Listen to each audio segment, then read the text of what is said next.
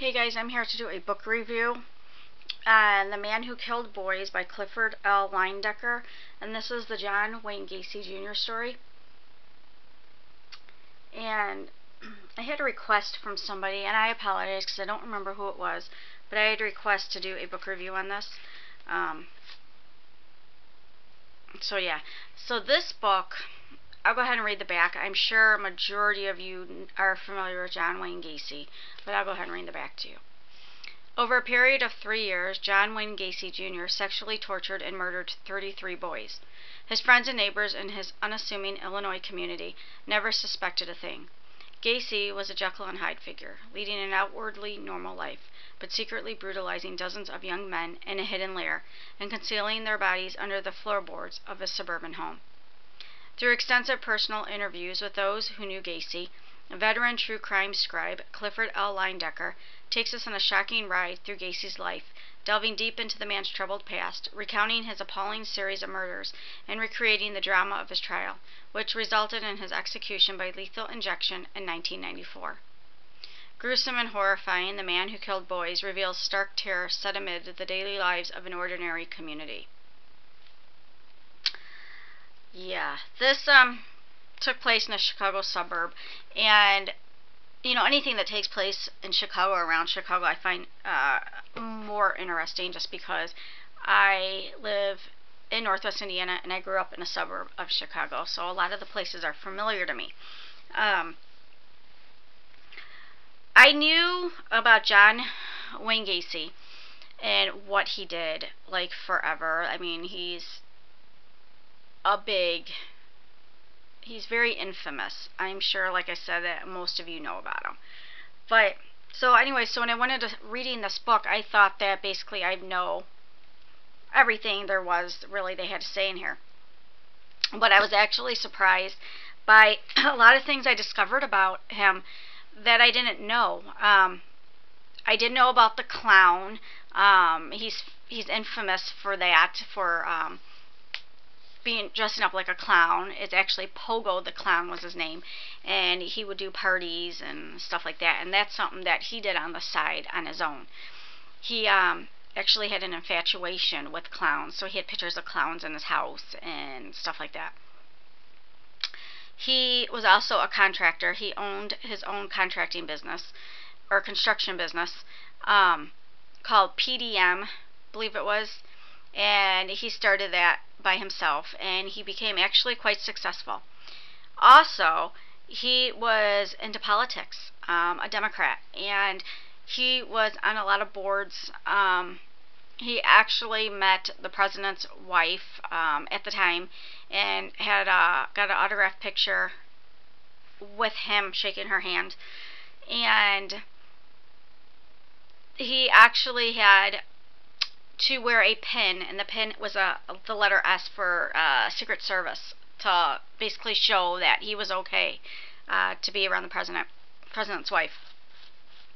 And they were supposed to have done a background check, and obviously they didn't, because if they would have found out that years ago, and it was Iowa, I believe, he was actually arrested for sodomy, and he was in jail, and he was supposed to serve 10 years, and he didn't. He got off on good behavior, so he only served, I think it was 18 months. And a lot of things went wrong.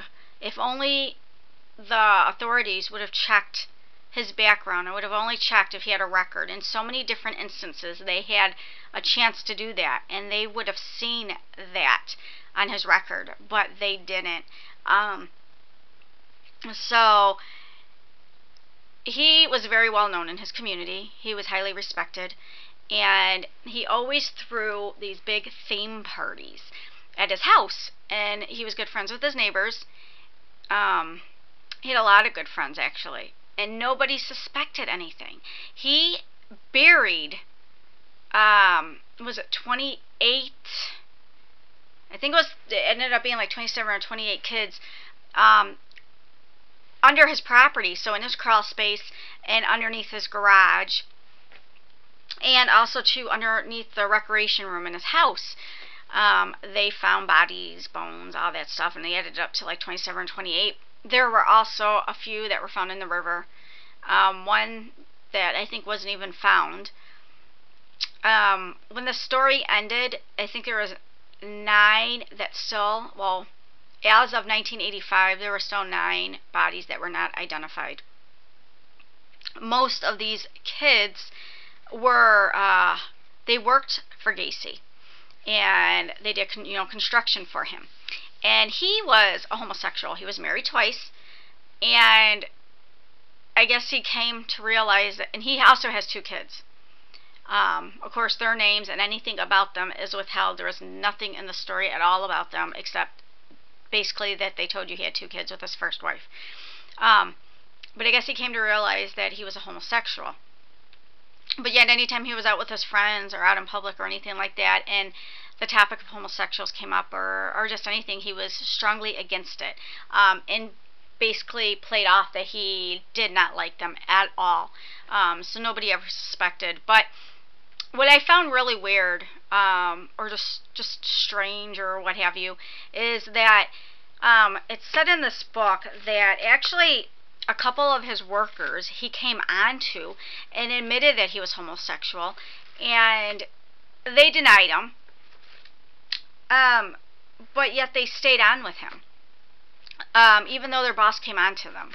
Came on to them. Now, this was in 1970s, the early 1970s, late 1970s. So maybe things were different then. I know things were different then, but I guess when it came to sexual harassment and stuff like that obviously was different. I even marked down, because I have a few notes, I even marked down, said, yeah, here, Gacy came on to and threatened a guy, but the guy still stayed and drank with him and worked for him. Now, the guy, John Wayne Gacy, invited this guy into his home to have a few drinks. He was actually a photographer, was he? No, he actually worked for him. Oh, I thought I put this little sticky thing on the right page. But I guess I did not. But what I found was interesting is that there was a lot of instances too where Gacy could have been arrested, but the police just didn't follow up on things, or they kept telling parents, oh, your son just ran away, and then they would question Gacy and take his word for it, which they tried to do with one kid, Jeffrey Rignall.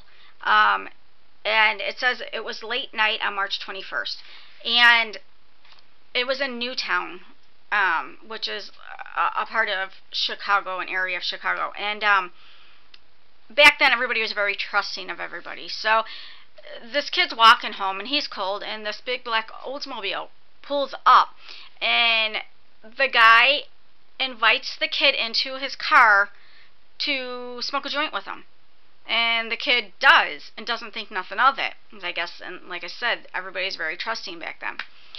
And so he's smoking a joint with the guy, which is Gacy, and the next thing you know, he has a rag of chloroform over his face, and he passes out. And basically what ensues is Gacy takes him back to his home. He gets the rag put over his face. It was like 3 other times. And Gacy basically sodomizes him. He hurts him very badly, sticking all kinds of things in him, and just rough with him, and just, you know, it was just really, really bad. The kid ends up waking up outside by the Lincoln something it was. I don't think it was the zoo. Hold on, I want to tell you. It says Rignall was groggy, but his eyes widened in alarm as the stranger told him in cool, even tones exactly how each of the implements was going to be used. Because at one point he had woken up and seen all these implements, I don't want to say exactly what, laid out, and Gacy basically told him what everything's going to be used for, and then he threw the rag back over him again. Let's see. Okay, finally, after the darkness had enveloped him for the last time, he forced his eyes open and realized that he was sprawled under a statue in Lincoln Park near the lake. He was fully clothed but disheveled, and his body was trembling from the shock of the ordeal he had just undergone, as well as from the chill of the early morning air. He had his billfold and his money, but oddly his driver's license was missing. It was just after 5 o'clock, and although it was still dark, birds were already beginning to stir and fill the crisp air with their cries. Don't know why Gacy let him live, but he went to the police. Like I said, the police questioned Gacy. Gacy, of course, denied stuff. Oh, no, I take that back. That was somebody else. The kid couldn't identify Gacy at first. That's what it was. All he knew was that he drove a black Oldsmobile with a light on it. So he did his own stakeout. The kid actually rented a car and parked it. And it was like a couple weeks he did this, for 14-hour days or something like that. Until one day he finally seen the Oldsmobile drive by.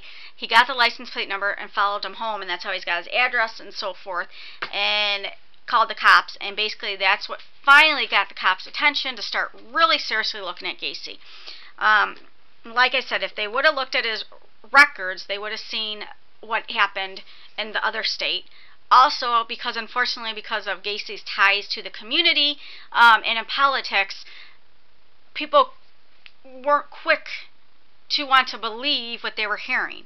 It was just such a different era back then in the 70s. Things were done differently. Like I said, people were more trusting, and yeah.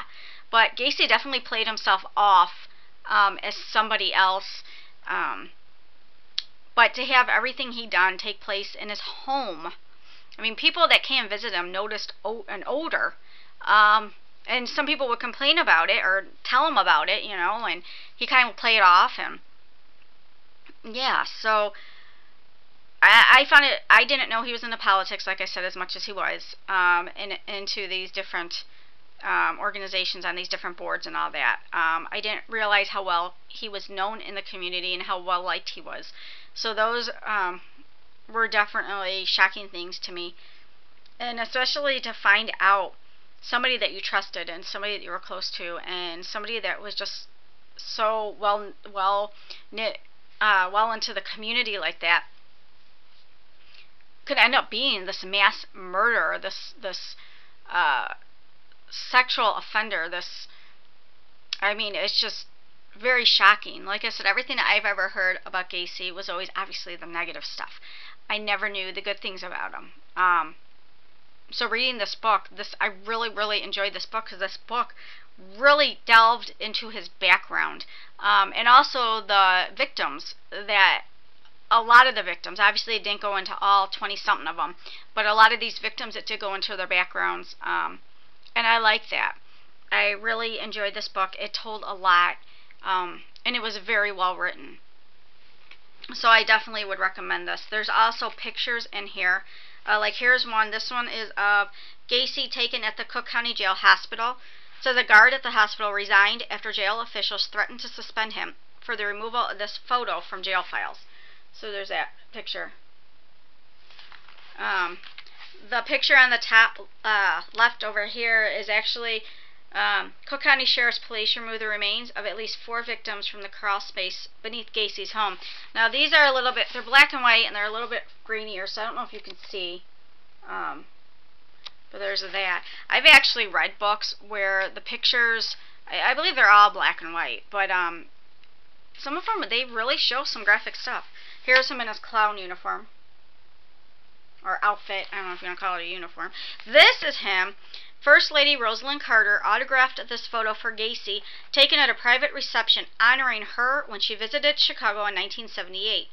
The man at the right is believed to be Mrs. Carter's advance agent. Gacy is wearing a security clearance button issued by the Secret Service. Over here. And like I said, they obviously did not do any background checks on him, because they would have found out about that before. And then a bunch of the kids, the boys that were killed. Yeah, and this is his house. They actually, because they had to tear up so much of his house, like the crawl space and just all this flooring, and then they had to tear up just joists and it just everything they had to tear up. The house ended up being they actually put in to be able to destroy the house, tear it down, because it was just unlivable.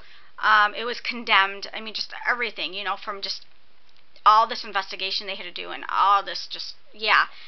So this is them tearing down the roof, April 11th, 1979. And there was actually people that were against them tearing down the house. But obviously they won out on that, which I would think so. So yeah, if you like true crime, this is definitely a well-written, in-depth book. Really, really enjoyed it. This is actually, it's a St. Martin's True Crimes classic. St. Martin's is very, very good with their true crime. I mean, that's the true crime you want to read. They're always so well written and just very good. So yeah. Now I'm going to read Birthmarked by Craig M. O'Brien. This is for my Goodreads YA book group that I am in. So I'm reading that next. I'm going to start that now. So that is it, my people. Oh, and Book Closeouts finally contacted me because I got back to them when they told me that how long it was going to take for my order and that they just shipped it out. And I said, no, that's wrong, you know. So they got back to me and said, oh yeah, you should receive it by the 7th, which is Monday. So that's fine. So yeah, so we'll see. And that's it. I'll talk to you guys later. Bye.